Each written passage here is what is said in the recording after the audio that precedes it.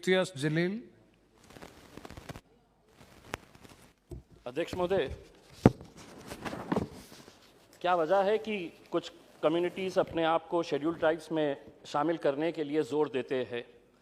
अगर उन्हें schedule tribes category में शामिल किया जाए तो क्या उन्हें महज कुछ सरकारी स्कीम्स का फ़ायदा मिलेगा? उन्हें नौकरियों के अंदर रिजर्वेशन मिलेगा, एजुकेशन के अंदर रिजर्वेशन मिलेगा, या क्या उन्हें शेड्यूल ट्राइब्स में शामिल होने के बाद सम्मान से ज़िंदगी जीने का अधिकार मिलेगा? ये बहुत महत्वपूर्ण सवाल है जिसका जवाब बड़े अफसोस के साथ ये कहना पड़ रहा है कि नहीं, इन्हें सम्मान से जीने का अधिकार नहीं मिलेगा, चाहे वो एसटी के अंदर आ जाए, एससी के अंदर आ जाए। और मैं ये क्यों कह रहा हूँ, ये मैं आंकड़ों के साथ बता सकता हूँ। अगर हमने नेशनल क्राइम रिकॉर्ड्स ब्यूरो के डेटा के ऊपर अगर नज़र डालें तो 2021 की रिपोर्ट के मुताबिक दलितों के खिलाफ अत्याचार की घटनाएं बढ़ी है, और सबसे ज़्यादा घटनाएं अगर किसी राज्य के अंदर बढ़ी है जिसकी सरकार आज ये बिल लेकर आ रही है, आपके ही राज्य उत्तर प्रदेश के अंदर सबसे ज़्यादा दलितों के ऊपर, एससीज के ऊपर अत्याचारों की, एट्रोसिटीज़ की घटनाएं बढ़ी है। ये मैं नहीं कह रहा हूं, नेशनल क्राइम रिकॉर्ड्स ब्यूरो बता रहा है। जिस शेड्यूल ट्राइब्स के अंदर और ज़्यादा कम्युनिटीज़ को आप ऐड कर रहे हैं, उनके खिलाफ कैसे अत्याचार की घटनाएं बढ़ रही है, ये नेशनल क्राइम रिकॉर्ड्स ब्यूरो दोबारा आपको बताता है। एसटीज के खिलाफ 6.4% अत्याचार, एट्रोसिटी की घटनाओं के अंदर बढ़ावा हुआ है, बड़े हैं एट्रोसिटीज के केसेस। और सबसे ज्यादा केसेस शेड्यूल ट्राइब्स के, जो नेशनल क्राइम रिकॉर्ड्स ब्यूरो आपको बताता है, किसके राज्य के अंदर है? तो मध्य प्रदेश के अंदर सबसे ज्यादा घटनाएं बढ़ी है। कितनी घटनाएं हैं? पूरे देश के अगर हम शेड्यूल ट्राइब्स की अगर हम बात करते हैं तो महज मध्य प्रदेश के अंदर 29.8% घटनाएं, एट्रोसिटीज अगेंस्ट शेड्यूल ट्राइब्स, ये मध्य प्रदेश के अंदर है। दूसरे नंबर के ऊपर है आता है राजस्थान, जिसके अंदर 24% शेड्यूल ट्राइब्स के खिलाफ घटनाएं बढ़ी है। हमारा ये कहना है कि शेड्यूल ट्राइब्स, क्या ये हकीकत नहीं है? मंत्री जी इसका जवाब दे सकते हैं कि आज इस मुल्क के अंदर सबसे ज्यादा डिस्प्लेसमेंट्स अगर किसी का हुआ है तो आदिवासियों का हुआ है, शेड्यूल ट्राइब्स का हुआ है। सिर्फ महज आप शेड्यूल ट्राइब्स की कम्युनिटी को बढ़ाकर ऐसा इंसाफ उनके साथ कर रहे हैं, ये दिखाइए नहीं। हकीकत ये है कि इनके साथ सबसे ज्यादा नाइंसाफियां हुई है।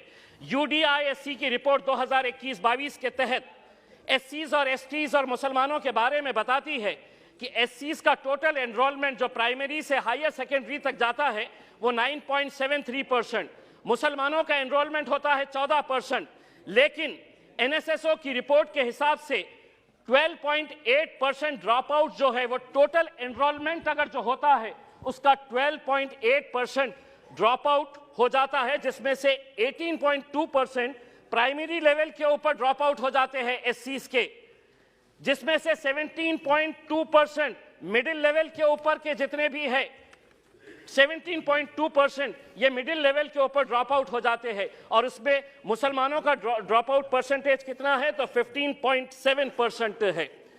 अध्यक्ष महोदय, मैं अभी हमारे राष्ट्रवादी कांग्रेस के हमारे सहयोगी अभी भाषण दे रहे थे और उन्होंने मराठी के अंदर बड़ा जोर देकर यह कहा है कि धनगरों को मिलना चाहिए, मराठा समाज को मिलना चाहिए। इतने साल सत्ता में यही कांग्रेस वाले बैठे थे, यही राष्ट्रवादी वाले में बैठे हुए थे। महाराष्ट्र के अंदर इनकी क्या मजबूरी थी कि ये नहीं देते हैं जब सत्ता में रहते हैं, जब विरोधी में आ जाते हैं, बैठते हैं तो इनसे उम्मीद करते हैं। इनसे उम्मीद कैसे की जा सकती है?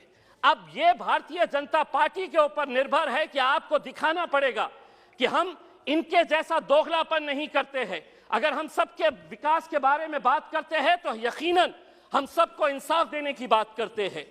हम दोहरा रंग नहीं है कि सत्ता में जब रहते हैं तो अलग और सत्ता में और सत्ता के बाहर जब आते हैं तो अलग। मैं भी ये मांग करता हूं कि महाराष्ट्र के अंदर धनगर समाज को मिलना चाहिए।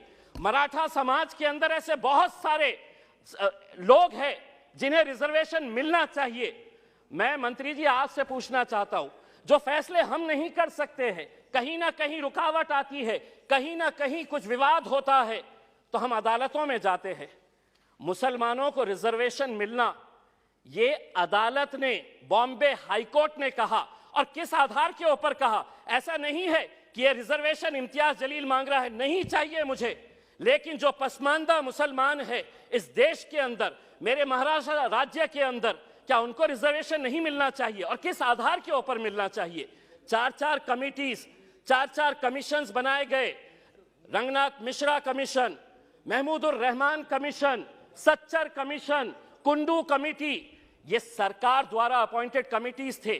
किस लिए बनाए गए थे? कि मुसलमानों का सोशियो एजुकेशन किस लेवल के ऊपर है, किस लेवल के ऊपर है, उसको स्टडी करे और उसकी रिपोर्ट दे।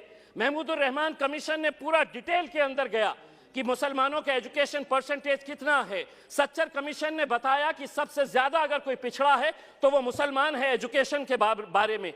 तो ऐसे हालात के अंदर अदालत ने, जब ये मामला अदालत के अंदर गया, तो अदालत ने खुद ने ये कहा, बॉम्बे हाईकोर्ट ने, कि मुसलमानों को 5% कम से कम एजुकेशन के अंदर रिजर्वेशन दे दीजिएगा। मंत्री जी, आप क्यों हमको तालीम से दूर रखना चाहते हैं?